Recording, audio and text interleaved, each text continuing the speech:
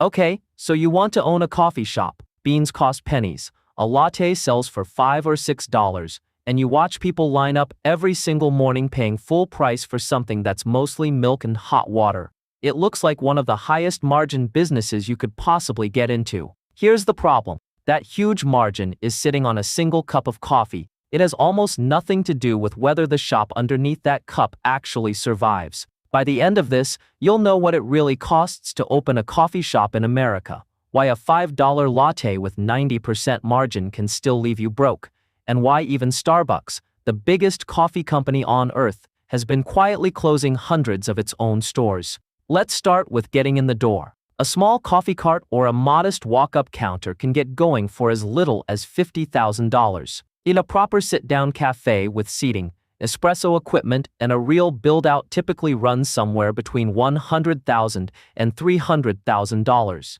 And industry data puts the average right around $150,000 to $200,000. Go the franchise route with an established brand, and that number climbs to $200,000 to $600,000 once you add the franchise fee, brand-mandated equipment, and construction standards you don't get to negotiate. On top of the build-out, you need 6 to 12 months of operating reserve sitting in the bank, because break-even for a typical independent cafe falls somewhere between month 12 and month 24. Most people budget for the opening. Almost nobody budgets for the year and a half after opening where the shop is still finding its feet. Now here's the part that actually explains this whole business. Look at a single cup of drip coffee and the margin is genuinely incredible. Beans in a cup might cost you 30 to 50 cents total, and that cup sells for $3 to $4. That's somewhere around 85 to 90% product margin. The kind of number that makes coffee look like the easiest retail markup on the planet.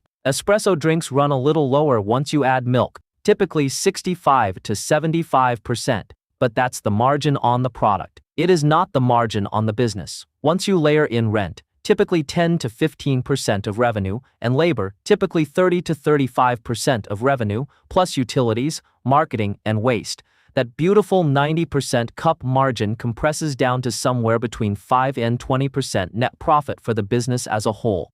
And most well-run independent shops land in the 10 to 20% range at best. Run the actual math the way an operator has to. A coffee shop doing $500,000 a year in revenue, which is a solid, healthy independent cafe, might clear somewhere between $25,000 and $75,000 in real annual profit once everything is accounted for. That's not the daydream. That's a $500,000 business that, after 2 to 3 years of ramping up, might pay the owner somewhere close to what they'd have made managing someone else's store, and that's assuming everything goes right. And a lot of things can go wrong because 2 cost lines above everything else are what actually break a coffee shop's economics before it ever reaches profitability: labor and rent. Every single hour a barista works costs you $18 to $25, once you include payroll taxes and benefits, which is exactly why so many owner-operators work the espresso machine themselves for the first year or two, because every hour they personally cover is an hour they're not paying out, at a margin that's already razor thin.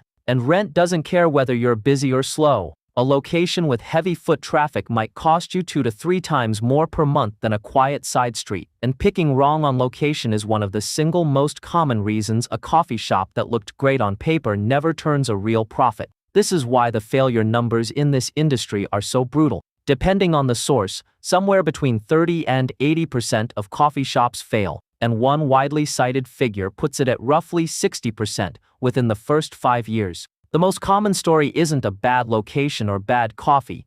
It's an owner who budgets $120,000, ends up spending $150,000 once construction runs over, opens with almost no cash reserve left, and simply cannot survive the 12 to 18-month ramp before the shop reaches steady, profitable volume. And here's the twist that surprises people the most. Even massive scale doesn't fully protect you from this math. In the fall of 2025, Starbucks, a company operating well over 16,000 stores in the United States and generating close to $30 billion a year in revenue, announced it would close roughly 400 of its own company-run North American locations. This is the largest, most efficient coffee company that has ever existed, with buying power and brand recognition no independent shop could ever match. And it was still closing stores because individual locations weren't hitting the numbers that justify keeping the lights on. If rent, labor, and local demand can force closures at that scale, the same forces are even less forgiving for a single independent shop with none of that company's negotiating leverage. So let's close the loop. You put up somewhere between $50,000 and $600,000 to open a coffee shop, depending on format and whether you go independent or franchise. The product itself carries a beautiful 85 to 90% margin per cup. But by the time rent and labor take their share, the actual business runs on a 5 to 20% net margin, and it typically takes a year or two just to reach the volume where that margin becomes real money instead of a rounding error. Somewhere between a third and two-thirds of new coffee shops don't make it past the first few years. And even the biggest coffee company on the planet isn't immune to closing stores that don't pencil out. So the next time you're standing in line paying $5 for a latte that costs someone 30 cents to make, understand what you're actually looking at. You're not looking at an easy 90% margin business. You're looking at a high-volume, low-margin operation where that beautiful cup of coffee has to cover the rent and the payroll for everyone standing behind the counter. And there's a real chance the shop won't still be there in 3 years to sell you the next one.